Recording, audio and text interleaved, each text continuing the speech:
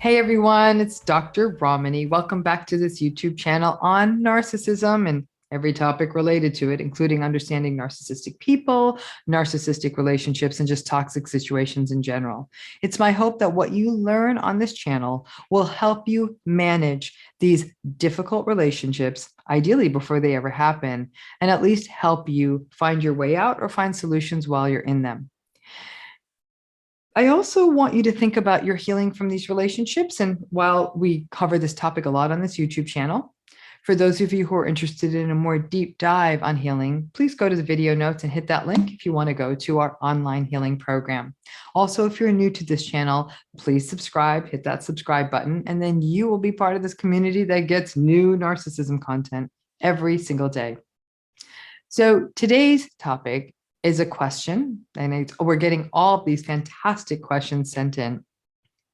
And today's question is actually a very basic one, but it's not that basic to answer.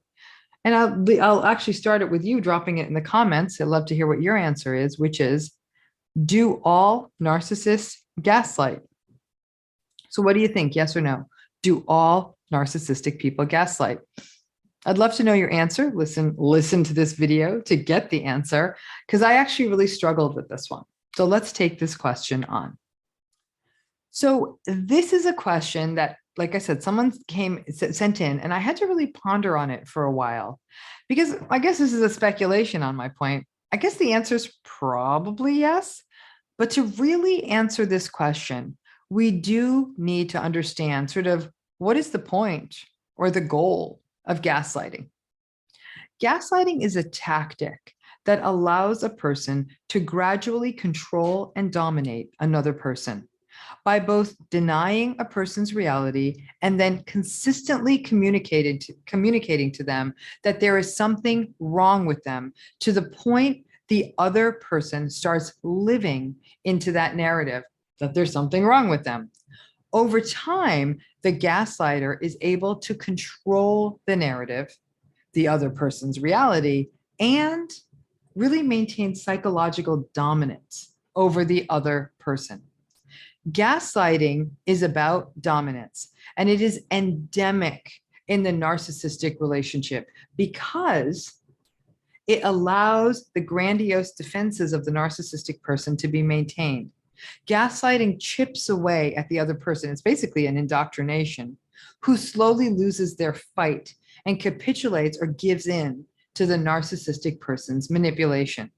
To the world, it looks like both people in the relationship are on the same page because the gaslighted person has really lost their fight.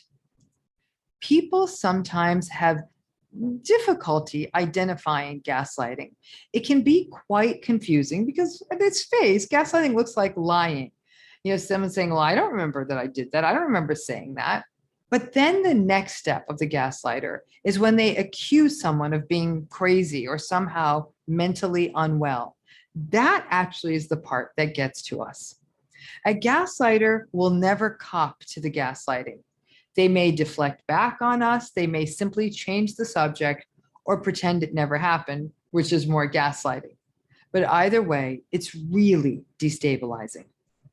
Some people wonder what would happen if you detected the gaslighting really early on in a relationship and held your ground because you knew what gaslighting is. Honestly, if it's early enough in the relationship, the gaslighter will likely cut bait because you really then aren't a very good target for them.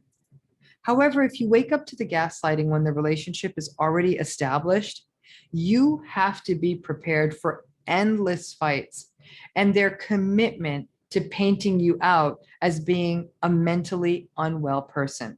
It's like one of those like UFO movies, I guess, where the gaslighted person is the only one who knows the truth and is locked up somewhere because people are labeling them as disturbed or delusional. And yet that person never wavers and insists they saw the UFO. It really takes some fortitude to do that, right? But it can feel impossible if you have no support, especially in a close relationship. It's really rare for a person to do a 180 and really start pushing back on the gaslighter once they are already in a gaslighted relationship for no other reason than that they're so confused. So it may bear considering, what would a narcissist who doesn't gaslight look like?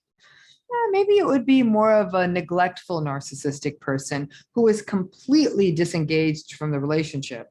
So they really aren't even talking or interacting with you that much, or certainly not long enough to gaslight you. But even there, if you were to say to a neglectful narcissist, hey, I feel like we're just roommates, we never talk to each other, or we never do anything together, they may say, well, I don't think there's anything wrong with our relationship.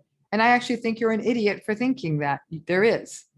So I think they all do. So other than the need for dominance and the manipulation that cuts through this personality style, basically all of that means that you can pretty much set a clock by the idea that all narcissistic people gaslight. When this question was sent in, I sort of laid on the bed and looked up at the ceiling and tried to think about the narcissistic/antagonistic relationships that I currently am facing or have faced in recent months. I thought about the 5 most impactful narcissistic relationships I was facing, and I was actually struck by the diversity of gaslighting experience I had had recently. In one case, it was a denial and a renaming of my emotion. Why are you so upset? The person said. In another, it was deflection and blame shifting. In yet another, they were minimizing me. In another, it was someone accusing me of something that I wasn't doing. And in the last one I could remember, it was the person said they were going to do something. They didn't do it. And then they acted surprised when I told them that they had reneged and put me in a bad situation. In all cases, I really did feel crazy or impaired and was called different things by these 5 people, including overly emotional, cold and controlling, selfish, narcissistic, and that I was making a mountain out of a molehill. Okay.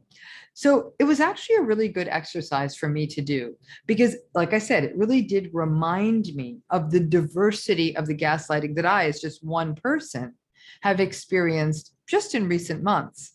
The people who did it sort of evidenced a wide spectrum of narcissistic traits: malignant, vulnerable, malignant, grandiose. So the gaslighting varied with the type of narcissism as well. So upon not only really going back to the gaslighting literature, but also meditating on my most recent experiences of it, I have been struck by the fact that it is a universal feature of the narcissistic relationship.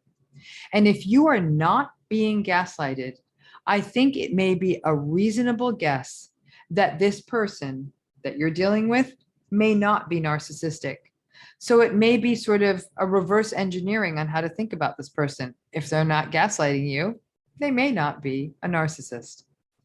A good way to frame this is that all narcissistic people gaslight, but not all gaslighters are narcissistic. Some gaslighters are insecure, some are controlling, some of it may be related to other behavioral issues like substance use. The common theme is the need for the gaslighter to dominate the narrative and remain in control. So do all narcissists gaslight? My short answer is yeah, it looks like they do. However, if any of you listening have an example of a narcissist that doesn't gaslight, please send that example my way because you may be in possession of a unicorn and I'd love to hear about it. Thanks again.